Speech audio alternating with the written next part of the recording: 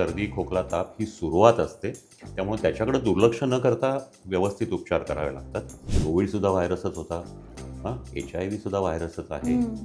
मेंदूला सूज देणारे सुद्धा व्हायरसेस आहेत. असे असंख्य प्रकारचे व्हायरसेस असतात. व्हायरल डिसिजेसमध्ये कुठलंही अँटीबायोटिकची गरज नसते. पालक काय करतात, अर्धवट मुलगा अर्धवट बरा झाला ना की त्याला शाळेत. हा अर्धवट बरा झालेला मुलगा शाळेत जातो तेव्हा त्याचं आजारपणही लांबतं. आणि फ्रीज हा थंड पाणी ठेवण्यासाठीचं उपकरण किंवा हे नाही आहे. नमस्कार. द ऑड इव्हनमध्ये तुमच्या सगळ्यांचं स्वागत. पावसाळा सुरू झाला आहे, बाहेर रिपरिप पाऊस सुरू आहे आणि पावसाळा जेव्हा सुरू होतो तेव्हा कुठल्या कुठल्या गोष्टी घरामध्ये प्रवेश करतात, तर रेनकोट असतात, छत्री असते, अनेकांच्या घरी भजी तळली जातात, अशा अनेक गोष्टी आपण करतो. पण त्यासोबत अजून एक गोष्ट आहे की जी हळूच प्रवेश करते आणि ती आहे सर्दी. सर्दी पावसाळ्यामध्ये कशी कमी करायची किंवा त्याच्यावरती काय प्रतिबंध करायचा, या सगळ्या मुद्द्यांवर बोलण्यासाठी माझ्यासोबत पुण्यात अनेक वर्ष प्रॅक्टिस करणारे डॉक्टर अविनाश भोंडवे सर आहेत. सर नमस्कार आणि खूप खूप स्वागत. धन्यवाद, तुम्ही वेळ दिलात. अगदी पहिला प्रश्न, पावसाळ्यातली सर्दी म्हणजे कोरोनानंतर एकतर सर्दीचा व्हायरस बदललेला आहे का, आणि पावसाळ्यातली सर्दी किती गांभीर्याने घ्यावी? पावसामुळं म्हणजे खरं तर पाऊस हा खूप आपल्याला आल्हाददायक ऋतू असतो. उन्हाळा संपेपर्यंत आपण वाट बघत असतो. पण ज्यावेळेला पाऊस सुरू होतो त्यावेळेला अचानक वातावरणाचं म्हणजे हवामान बदलतं, तापमान कमी होतं. हा जो अचानक बदल होतो म्हणजे आपण पाहिलं एक आठवड्यापूर्वी गरम हवा होती, आता थोडीशी गार आहे हवा. त्याचबरोबर पावसामुळे हवा दमट होते आणि या सगळ्याची बऱ्याच जणांना ॲलर्जी होते आणि त्यामुळे त्यांच्या नाकातून पाणी गळायला लागतं. ती सर्दी असते आणि ह्या सर्दीमध्ये काही विषाणू प्रवेश करतात आणि मग विषाणूजन्य सर्दी होते. मग आता ह्या विषाणूंमध्ये अनेक प्रकारचे विषाणू आहेत, म्हणजे अनेक व्हायरसेस आहेत. त्यामध्ये कोरोना आपला जो कोविड-19 होता तो तर आहेच, पण कोरोना जातीचे कोरोना गटातले अनेक व्हायरस हे सर्दी निर्माण करू शकतात किंवा सर्दीला कारणीभूत असतात. तर हे विषाणू असतात, ह्यांना हे हवामान आणि हे दमट हवा हे त्यांना खूप म्हणजे त्यांना चांगलं असतं त्यांची वाढ व्हायला आणि त्यामुळं ती सर्दी वाढतच जाते. त्याच्यामुळे आपण पाहतो की पावसाळ्यामध्ये लोकांना सर्दी होते, बरी होते किंवा होतच नाही आणि संपूर्ण पावसाळाभर चालू राहते.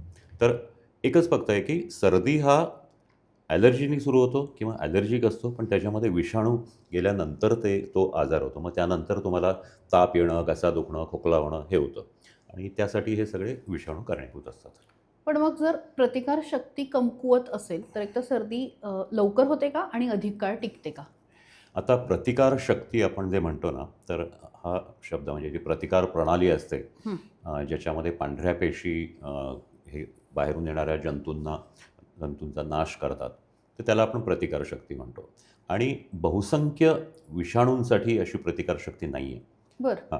जीवाणूंसाठी म्हणजे बॅक्टेरियांसाठी असते बरं का. म्हणजे लहान मुलांना जे गोवर कांजिण्या होऊन जायचे, एकदा झालं की त्याला परत होत नाही. होय होय. तसं हे नसतं. सर्दी झाली किंवा सर्वात महत्त्वाचं म्हणजे फ्लू, इन्फ्लुएन्झा हा सुद्धा विषाणू असाच आहे की सर्दीपासून सुरुवात होते. पण दरवर्षी त्याच्या आपण जसं कोविडमध्ये पाहिलं की त्यांचे नवीन नवीन प्रकार यायचे, म्युटेशन व्हायचं, तसं ह्या इन्फ्लुएन्झाचं आणि इतर व्हायरसेसचं सुद्धा म्युटेशन होत असतं, बदल होत असतात. त्याच्यामुळे ती सतत लोकांना होत असते. त्याचं प्रतिकारशक्ती तुम्ही म्हणाल तर त्यासाठी आपण शरीराचं आरोग्य व्यवस्थित ठेवणं, म्हणजे ज्याला स्वास्थ्य म्हणतो ते व्यवस्थित राखणं हे गरजेचं असतं. आणि त्यासाठी काय लागतं, तर आरोग्याचे एक 4-5 महत्त्वाच्या गोष्टी आहेत. त्यामध्ये सर्वात महत्त्वाचं म्हणजे तुमचा आहार. समतोल आहार पाहिजे. सर्व जीवनसत्व, सर्व अन्नघटक म्हणजे चरबीयुक्त, कार्ब्स, प्रोटीन्स हे सगळं समप्रमाणात पाहिजे. पाणी व्यवस्थित पाहिजे. दुसरी गोष्ट म्हणजे नियमित व्यायामाची सवय पाहिजे. नियमित जर तुम्ही विशेषतः एरोबिक पद्धतीचा व्यायाम करत असाल तर हे सर्दी खोकल्याचा त्रास कमी होतो. तिसरी गोष्ट म्हणजे झोप. विश्रांती ही आरोग्यासाठी आवश्यक असते. तुम्ही पाहिलं असेल की अनेकदा लोकं झोपतात कमी किंवा रात्रभर जागरण करतात आणि त्यांना सर्दी होते. त्याचं कारण हेच आहे की सर्दी झाल्यामुळे ह्या जंतूंचा ॲक्सेस किंवा एंट्री आपल्या शरीरात सहज होते.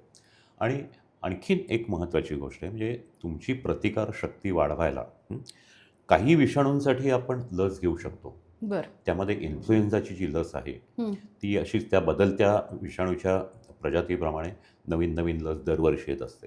त्याच्यामुळे ज्यांना वरचेवर सर्दीचा त्रास आहे त्यांनी इन्फ्लुएन्झाची लस दरवर्षी घ्यावी. बरं. हे नक्की आहे. विशेषतः म्हणजे कोरोनाच्या वेळेलाही हे आलं होतं की दरवर्षी फ्लूची लस घ्या. तर तशी लस घेतली तर त्यांनी निश्चितच प्रतिकारशक्ती वाढते. आणि टाळायचं म्हणलात की ती जी प्रतिकार म्हणजे तुम्हाला इतरांना घरातल्या सगळ्यांना झाली पण एकाच माणसाला होत नाही. याचं कारण हे आहार, व्यायाम, विश्रांती तर झालंच. पण श्वसनाचे काही विशिष्ट व्यायाम असतात. हं, दीर्घ हं. श्वास घेणं किंवा श्वास रोखून धरणं, प्राणायाम. हे जर करत असेल तरीसुद्धा सर्दी कमी होते. त्यांनी प्रतिकारशक्ती त्या पद्धतीची वाढते. एक गोष्ट सर्दीच्या बाबतीत कायम दिसून येते, सर्दी, अंगदुखी, ताप म्हणजे ही जी इन्फ्लुएन्झाची लक्षणं आहेत एकत्रित, तर ही झाल्यानंतर बऱ्याचदा सामान्य आहे असं समजून मेडिकलमध्ये जाऊन गोळ्या घेणं वगैरे असे प्रकार होतात. ते कितपत योग्य आहे? आता आपण जे बोललो त्याप्रमाणे सर्दी हा ॲलर्जीसारखा किंवा नाकातून पाणी येतं आणि सुरू होतं. हं, त्यानंतर मग त्याच्यामध्ये ते जंतू वाढतात. मग ते नाकातून घशात जातात. मग हं. ते सगळ्या शरीरात पसरले, रक्तात पसरले की तुम्हाला ताप येतो. नंतर मग ते पुढं घशामध्ये त्याचं चौक असतो एक. म्हणजे नाकातून घशात एक मार्ग येतो. एक घशातून कानामध्ये जातो दोन्ही बाजूला. हं, एक हं. खाली फुफ्फुसाकडे श्वासनलिका जाते आणि वर सायनसेस असतात. तर हे जंतू ह्या भागांना हे झाले की ते होतं. म्हणजे कान फुटू शकतो, डोकं दुखू शकतं सायनस भरल्यावर, खोकला येऊ शकतो, अजून वाढलं तर न्यूमोनिया येऊ शकतो. हं. हे जे आजार आहेत म्हणजे ज्यावेळेला तुम्हाला सर्दी होऊन ताप येतो तो प्रत्येक वेळेला फ्लू असतोच असं नाही. हे खूप महत्वाचं हां. आहे. अनेक अनेक विषाणूजन्य आजारांमध्ये म्हणजे कोविडमध्येही तुम्ही पाहिलं असेल हं. तर कोरोनाची सुरुवात सर्दी खोकल्यापासूनच व्हायची, ताप होय, यायचा. होय. पण पुढं त्याचं जे हे असतं ते दिसायचं. याच्यामध्येही असंच आहे की डेंग्यूमध्ये सुरुवातीला सर्दी, खोकला, अंग दुखणं, ताप असं होतं. ते वेळेवर जर त्याच्यामधला फरक लक्षात घेतला नाही, तर मग डेंग्यू वाढत जातो. अनेक आजारांमध्ये सर्दी, खोकला, ताप ही सुरुवात असते. त्यामुळे त्याच्याकडे दुर्लक्ष न करता व्यवस्थित उपचार करावे लागतात. याच्यातच एक प्रश्न असा म्हणजे की एकतर व्हायरल ताप किती दिवस टिकतो एक आणि किती दिवसांनंतर म्हणजे किंवा कुठल्या स्टेजला तुम्ही डॉक्टरांकडे लगेच जाणं अपेक्षित आहे? आता एक असं आहे की जनसामान्यांमध्ये अगदी सुशिक्षितांमध्ये व्हायरल असा एक हं. कन्सेप्ट आहे. म्हणजे मला व्हायरल झालं होतं म्हणजे किरकोळ आजार झाला होता. हं, हं. तसं नसतं ते. शेकडो हजारो प्रकारचे व्हायरसेस आहेत. त्याचं इन्फेक्शन असतं ते व्हायरल डिसीज असतं. म्हणजे आपण म्हणलं त्याप्रमाणे कोविडसुद्धा व्हायरसच होता. HIV सुद्धा व्हायरसच आहे. हं, हं. मेंदूला सूज देणारे सुद्धा व्हायरसेसच आहेत. असे असंख्य प्रकारचे व्हायरसेस असतात. त्याच्यामुळं ते न बघता ज्यावेळेला त्रास होतो तेव्हाच आपण व्यवस्थित काळजी घ्यावी लागते.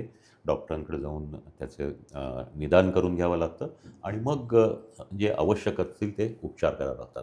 प्रत्येक व्हायरल डिसीजमध्ये, प्रत्येक व्हायरल कंडिशनमध्ये औषधं वेगवेगळी असू शकतात. म्हणजे तुम्ही जर पाहिलं तर हर्पीज झोस्टर हं. म्हणजे नागीण हा सुद्धा एक व्हायरल डिसीजच आहे. पण हं. त्याची औषधं वेगळी आहेत. तुम्हाला खोकला झाला, ताप आला तर औषधं वेगळी आहेत.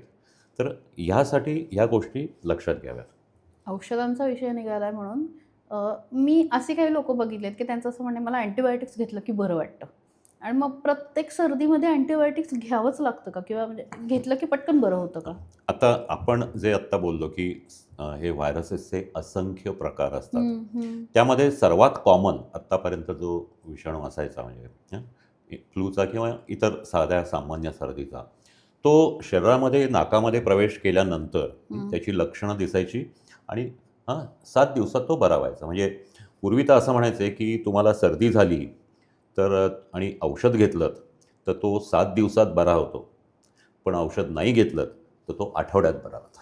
हं, हे हं. सांगायचा मुद्दा असा की यामध्ये औषधं घ्यायलाच पाहिजे असं नाही. दुसरी एक महत्त्वाची गोष्ट म्हणजे व्हायरल डिसीजेसमध्ये कुठलंही अँटिबायोटिकची गरज नसते. किंबहुना हा सर्व डॉक्टरांनाही हे सांगितलेलं आहे. अ, भारतीय सरकारने आरोग्य खात्याने सांगितलेलं आहे. जगभर ह्या गोष्टी सांगितल्यात की ताप आला, विषाणूजन्य किंवा व्हायरल डिसीज असेल तर या लोकांना अँटिबायोटिक देऊ नका. कारण व्हायरसेससाठी कुठलंच अँटिबायोटिक हे काम करत नाही.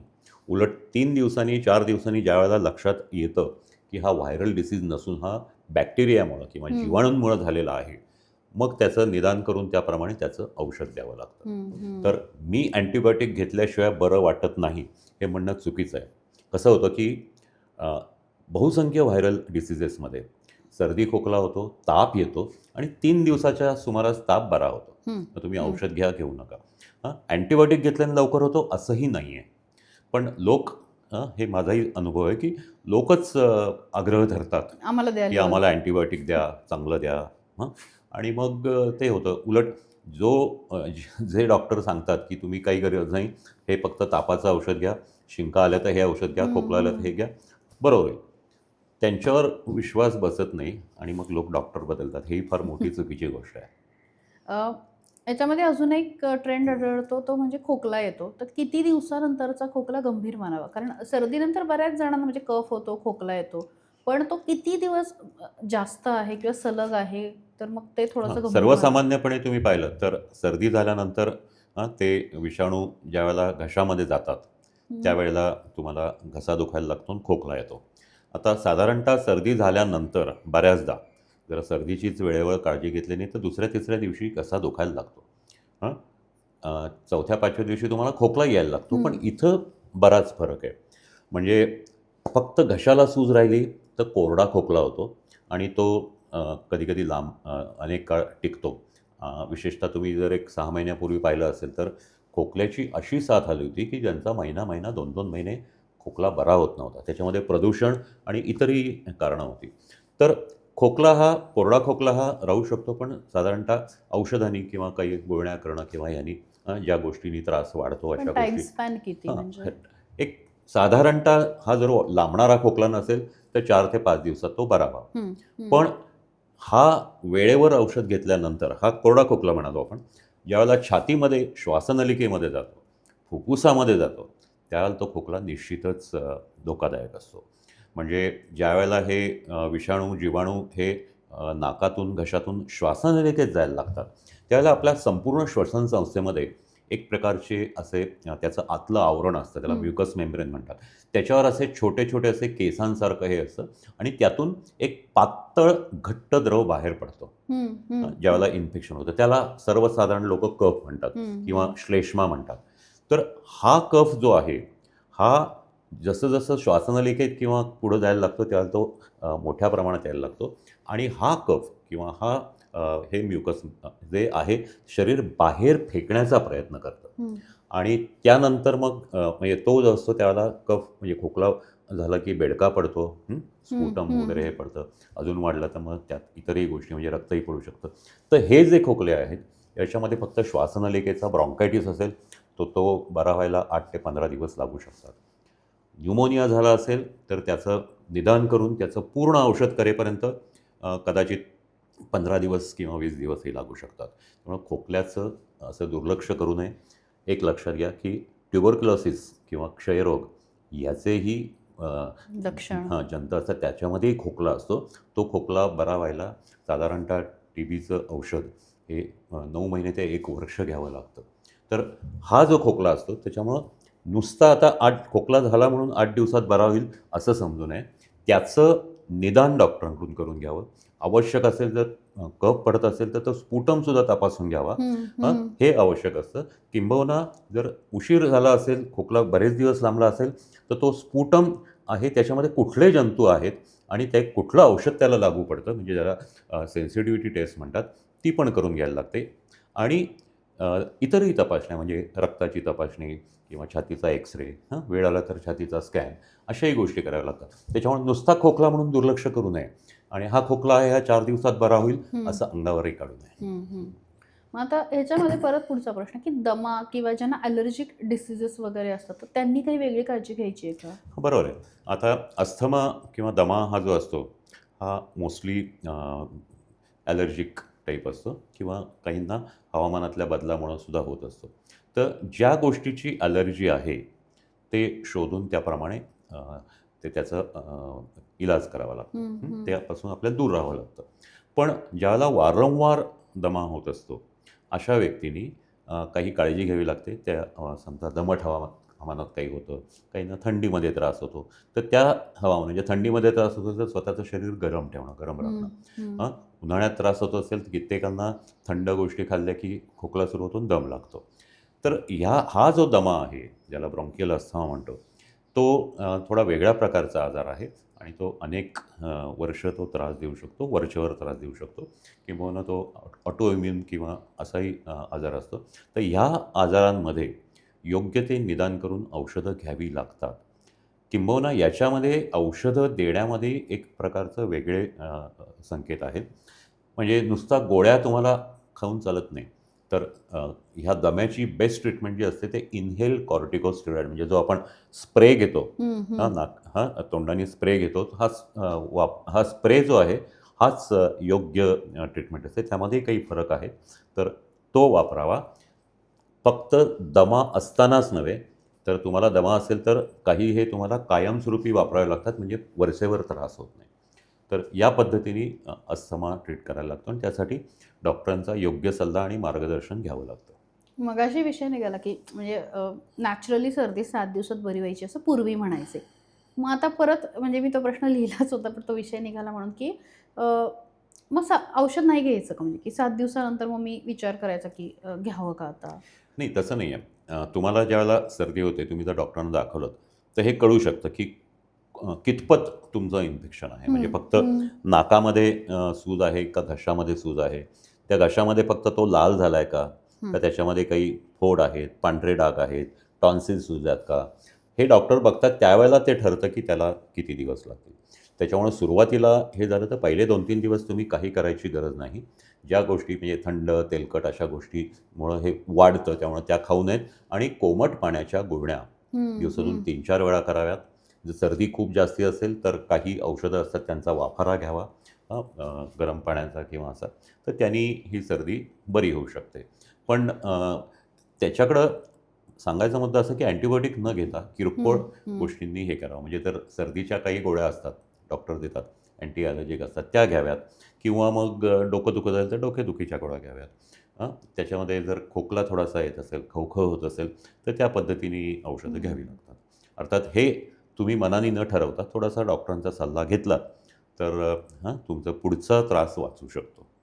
आता नेमकं काय होतं पावसाळा सुरू होतो आणि आपल्याकडे शैक्षणिक वर्ष सुरू होतात आणि मग मुलं एकमेकांमध्ये मिसळणं, मग एकाला सर्दी झाली की ती साथ वाढणं. लहान मुलांना म्हणजे या काळामध्ये कसं जपायचं, कसं प्रोटेक्ट करायचं? आता एक बघा असं आहे की लहान मुलांना सर्दी खोकला हा होतच असतो. म्हणजे हं, हं. काहींना वरचेवर होत असतो आणि मुलं शाळेत जातात. आता सध्या कसं आहे की मुलांनी शाळेत दांडी मारायची नाही.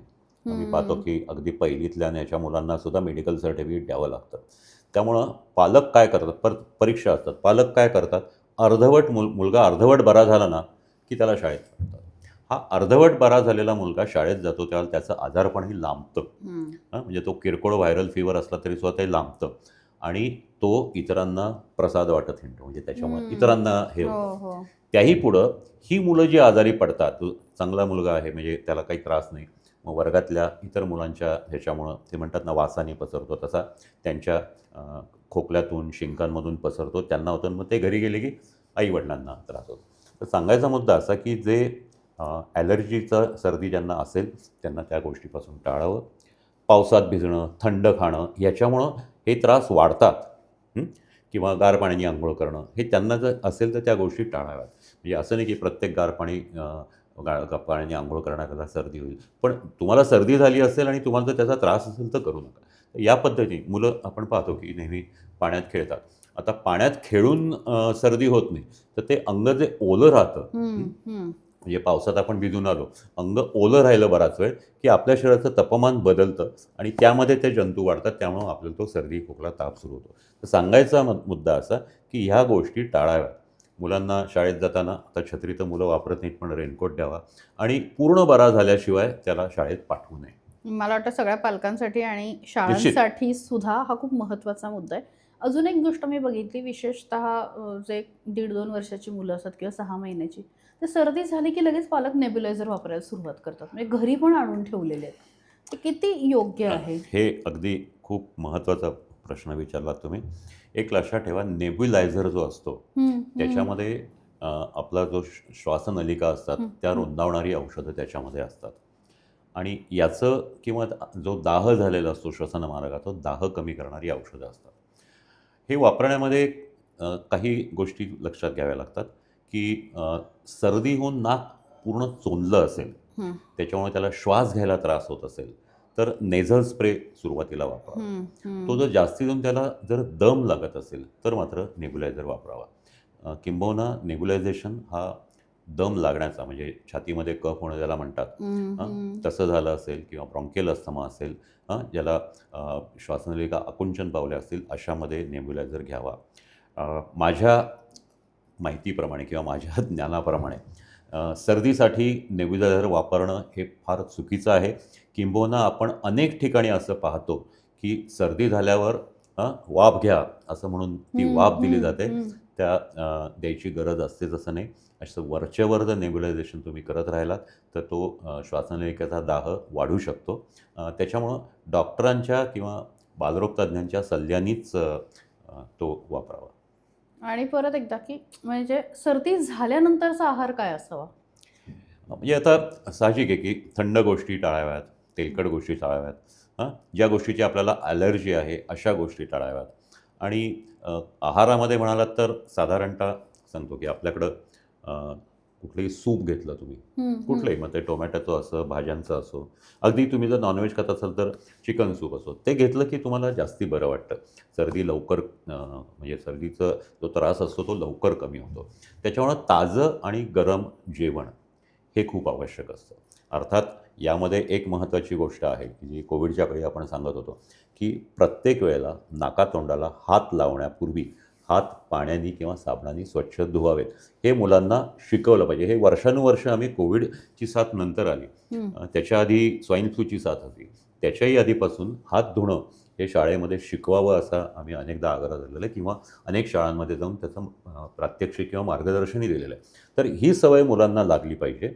आणि खाण्यामध्ये कुठलाही आग्रह न करता म्हणजे अतिथंड, आता सर्दी झाली आहे, खोकला झाला आहे आणि तुम्ही आईस्क्रीम खाल्लं, तर ते आईस्क्रीम जे आहे त्याचं 0° ते त्याहीपेक्षा कमी असं टेम्परेचर असतं. हं. आपल्या शरीराचं जे टेम्परेचर असतं ते गेलं की अजून खाली जातो घशाचं तापमान आणि त्या साहजिकच त्याच्यामध्ये ते जंतू घशामध्ये गेले असतात ते प्रचंड वाढतात. एकदम दुप्पट, चौपट, 10पट, 100पट वाढतात आणि त्याच्यामुळं तो त्रास त्याचा वाढतो. तर ह्या गोष्टी निश्चितच टाळाव्यात. थंड पदार्थ, थंड पेय, थंड पाणी. दुसरं एक असं आहे की आपल्याकडं एक अशी फॅशन आहे गेली अनेक वर्ष, की बाहेरून आलं उन्हामध्ये असं की फ्रीजमधली बाटली काढायची आणि पाणी प्यायचं. हो, हो. तर हे मुलं पाहतात. तर ही गोष्ट चुकीचं आहे. पहिली गोष्ट म्हणजे तहान लागलेली थंड पाण्याने लगेच कमी होते असं नाही. हं. साधं पाणीच प्यावं आणि फ्रीज हा थंड पाणी ठेवण्यासाठीचं उपकरण किंवा हे नाही आहे. त्याच्यामध्ये आपण जे काही गोष्टी नाशवंत आहेत किंवा ज्या आहेत ते टिकवण्यासाठी आपण वापरतो. तर मोठ्या माणसांनी हे फ्रीजमधलं पाणी पिणं टाळावं म्हणजे लहान मुलंही ते करणार नाही. तर ह्या गोष्टी ज्या आहेत ह्या नेहमी लक्षात ठेवाव्यात. अंघोळीबद्दल मी सांगेन, की कितीही ताप असो हं, हं, हं, किंवा कितीही सर्दी झाली असेल, हं. तरी मुलांना रोजच्या रोज स्वच्छ अंघोळ घालावी. ओके. मुली असतील, त्यांचे केस मोठे असतील, तर डोक्यावरून घालू नका. पण अंघोळ करणं हे आवश्यक असतं. आपल्याकडं नेहमी या गोष्टी हे केल्या जातात. त्याला ते हां, गुंडाळून हां, ठेवतात असं हां, हां. ब्लँकेटमध्ये तर खूप ते चुकीचं स्वेटर्स आहे. घालून. कित्येक मोठी माणसं सुद्धा 2-2, 4-4 दिवस तापामुळं अंघोळ करत नाही. तर ते चुकीचं आहे. दुसरी गोष्ट म्हणजे आहार जे असेल तो गरम पाहिजे म्हणजे थंड वस्तू नको. हां, तिसरी गोष्ट म्हणजे उपाशी राहू नका. हं, हं. उपाशी राहणं हेही चुकीचं असतं, की तोंडाला कसं असतं, की कुठलाही आजार झाला, ताप आला किंवा इव्हन खोकला झाला, हे झाला किंवा अगदी उलट्या जुलाब झाले तरीसुद्धा तोंडाची चव जाते. तोंडाची चव जाते कारण लाळ कमी झालेली असते आणि त्यामुळं ते खावत नाही. मग तो खातच नाही म्हणून मग त्याचा जे प्रतिकारशक्ती किंवा हे जे आहे ती कमी पडते आणि आजार वाढत जातो किंवा मग त्यामध्ये इतर उलट्या होणं किंवा इतरही त्रास सुरू होतात. अजून एक शेवटची महत्त्वाची गोष्ट म्हणजे ह्या व्हायरल डिसीजेसमध्ये, थंडी तापामध्ये किंवा इव्हन सर्दीमध्ये पाणी भरपूर प्यायला पाहिजे. हम्म. म्हणजे लहान मुलांना साधारणतः 1.5 ते 2 लिटर, मोठ्या लोकांना 3 ते 4 लिटर पाणी रोजच्या रोज घ्यायला पाहिजे. कारण हे पाणी कमी पडलेलं असतं. त्याच्यामुळं डिहायड्रेशन होतं, सर्व अंगातलं म्हणजे शरीरातलं रक्तातलं पाणी कमी होतं. त्याचा मूत्रपिंडावर परिणाम होतो, लघवी कमी होते. त्यामुळं मग युरिन इन्फेक्शन येऊ शकतं, पोटामध्ये त्रास होऊन कॉन्स्टिपेशन होऊ शकतं. असे अनेक आजार आहेत. तर त्यामुळं सर्दी झाली, खोकला झाला तरी पाणी भरपूर पीत जावं, जेवण व्यवस्थित करावं. या गोष्टी महत्त्वाच्या आहेत. मी ना ऑफिसमध्ये आम्ही सर्दीवरती जेव्हा बोलत होतो, रिसर्च करत होतो, तर सगळ्यांना विचारलं की तुमचे काय काय समज आहेत, म्हणजे गैरसमज आणि समज. तर ते काही प्रश्न मी तुम्हाला आता विचारते की तुम्ही मला फक्त हे सांगा की हे योग्य आहे की हा गैरसमज आहे. सर्दी सूप पिऊन किंवा गरम पाणी पिऊन जाते. त्याचा त्रास कमी होतो. म्हणजे असं आहे की जर विषाणूजन्य सर्दी असेल तर ते शरीरातून, त्या नाकातून किंवा त्या त्या भागातून शरीराच्या पूर्णपणे बाहेर पडेपर्यंत ते राहतं. म्हणजे साधारणतः 3 ते 7 दिवस ते राहतंच. सूप जर प्यायला त्याच्यामुळं ते बाकीचं गरम राहतं आपलं शरीर किंवा श्वासनलिका किंवा घसा, आणि त्यामुळं त्याचा त्रास कमी होतो, लवकर बरं होऊ शकतं. एक वेळ सर्दीवर औषध नाही घेतलं तरी चालतं, पण झोप भरपूर घ्यावी. बरोबर आहे. कारण ह्या सगळ्या आजारांमध्ये विश्रांती ही खूप आवश्यक असते. साधारणतः म्हणजे विश्रांती म्हणजे 24 तास झोपून राहणं नाही. साधारणतः दुपारी 1 तासभर, रात्रीचे 7 ते 8 तास जर ती व्यक्ती झोपली तर झोपेमुळं त्याच्या ह्या आजारामध्ये नक्की फरक पडतो आणि तो लवकर बरा होऊ शकतो. ब्रँडी किंवा रम पिऊन सर्दी कमी होते. ब्रँडी हा एक अल्कोहोलचा किंवा मद्याचा प्रकार आहे. त्याच्यामध्ये शरीरामध्ये रक्तपुरवठा जो आहे, आपलं रक्त प्रवाह जो आहे तो वेगाने वाढतो. ज्यावेळेला कुठली औषधं नव्हती त्या काळात, म्हणजे साधारणतः स्वातंत्र्यपूर्व काळात म्हणा किंवा अगदी 50, 55, 60 सालापर्यंत ताप आल्यावर तापाची विशेष औषधं नव्हती. ॲस्पिरिन असायचं. तर त्याऐवजी मुलांना ब्रँडी चोळायचं. ओके. ते ब्रँडीमुळं ते रक्त हे वाढायचं, म्हणजे रक्तप्रवाहाचा वेग वाढतो आणि मग घाम येतो आणि ताप उतरायचा. या पलीकडं त्याला काही हे नाही. ब्रँडी पिणं हा सुद्धा काही लोक हे करायचे की चमचाभर ब्रँडी किंवा अर्धा चमचा ब्रँडी गरम पाण्यामध्ये टाकून द्यायचे मुलांना. हे फारसं योग्य नाही. आता चांगली औषधं आलेली आहेत. एकेकाळी असं होतं की आपली खोकल्याची जी औषध होती त्यातही मद्यार्क असायचा, पण आता कटाक्षाने ते सगळं काढून टाकलेलं आहे. तर ब्रँडीचा आता काही उपयोग नाही. त्याच्याऐवजी खूप प्रभावी अशी औषधं आता उपलब्ध आहेत. ताप आला की लगेच औषध न घेता काही वेळ निरीक्षण करावं. असंही करू नये. निरीक्षण काही वेळ करावापेक्षा केव्हा औषध घ्यायचं हे ठरवावं. अगदी बारीक ताप असेल, म्हणजे किती डिग्रीपर्यंत? 98-99 ताप असेल तर तुम्ही घ्यायची गरज नाही. ज्यावेळेला तो 100च्या पुढे जातो, विशेषतः लहान मुलांमध्ये जर खूप जास्ती वाढला, 100-101 फॅरनहीट झाला, तर मात्र त्याला औषध द्यावं लागतं. कारण ज्यावेळेला ताप लहान मुलांना खूप वाढतो त्यावेळेला अनेक लहान मुलांना तापांमध्ये झटके येऊ शकतात, कन्व्हर्जन्स येऊ शकतात. आणि मोठ्या व्यक्तींमध्ये सुद्धा जर ताप आपण वाढून दिला तर शरीरातले जे सगळे एन्झाईम्स आहेत त्यांच्यावरही परिणाम होतो. आपलं डिहायड्रेशनही होतं. त्यापेक्षा तुम्ही साधारणतः 100च्या आसपास ताप असेल किंवा 100पेक्षा जास्ती ताप असेल तर तापाची गोळी घ्यावी, सर्वसामान्य जी असते ती. आणि तीसुद्धा जर ताप आला की लगेच द्या असं नाही, दिवसातून 3 वेळा द्यावी जास्तीत जास्त. जर तुम्हाला एकदाच दिली आणि ताप उतरला असेल तर परत देऊ नये. परत रात्री आला तर रात्री द्या. म्हणजे एकदा किंवा दोनदा किंवा जास्तीत जास्त 3दा द्यावी. कित्येकदा मी असं पाहिलेलं आहे की एखाद्या मुलाला औषध दिलं जातं, ताप उतरतो, परत त्या औषधाचा परिणाम झाल्यावर परत ताप येतो, परत देतात. असं दिवसातून 5-5, 6-6 वेळा ते औषध देऊ नये. पॅरासिटमॉल हे औषध त्यासाठी वापरलं जातं. ह्या पॅरासिटमॉल जर विनाकारण असं जास्त दिलं गेलं तर त्याचा मूत्रपिंडांवर परिणाम होतो. त्यामुळे ते निश्चितच करू नये. लहान मुलांवर, इव्हन मोठ्या माणसांवरही होतं. त्याच्यामुळं गरज असेल तेवढंच किंवा डॉक्टरांनी सांगितलं असेल तेवढंच पॅरासिटमॉल घ्यावं. पावसाळ्यात तहान कमी लागते, मग पाणी कमी प्यायलं तरी चालतं? नाही, तहान हे उन्हाळ्यापेक्षा कमी लागते, हिवाळ्यापेक्षा जास्ती लागते. पण पावसाळा हा ठीक आहे, आपल्याकडं हा मोसमी पावसाचा जो प्रदेश आहे, इथं हा पावसाळा ऋतू आहे. बाकी जगात सगळीकडे उन्हाळा आणि हिवाळाच असतो. तर पावसाळा हा उन्हाळ्याचाच एक भाग आहे. त्याच्यामुळं पाण्याची गरज लागतेच. आपल्या शरीरातून घाम हा बाहेरच पडत असतो. पावसाळ्यात सुद्धा ढगाळ हवामान असेल तर आपल्याला घाम येतो. किंबहुना आपण असंही समजतो की ज्या दिवशी जास्ती घाम येतो आता पाऊस पडणार, तर हा घाम येत असल्यामुळं आपल्याला शरीरातलं पाण्याचं प्रमाण योग्य राखण्यासाठी पाणी प्यावं लागतं. साधारणतः प्रौढांमध्ये 3 लिटर पाणी तर जायलाच पाहिजे. हे पाणी म्हणजे द्रवपदार्थ, म्हणजे चहा, कॉफी किंवा सरबत वगैरे हे सुद्धा घेतलं तरी हरकत नाही. व्हिटॅमिन सीचा जर रोज तुम्ही डोस घेतलात तर सर्दी होत नाही. अ, असं नाही आहे. व्हिटॅमिन सीचा रोल वेगळा आहे.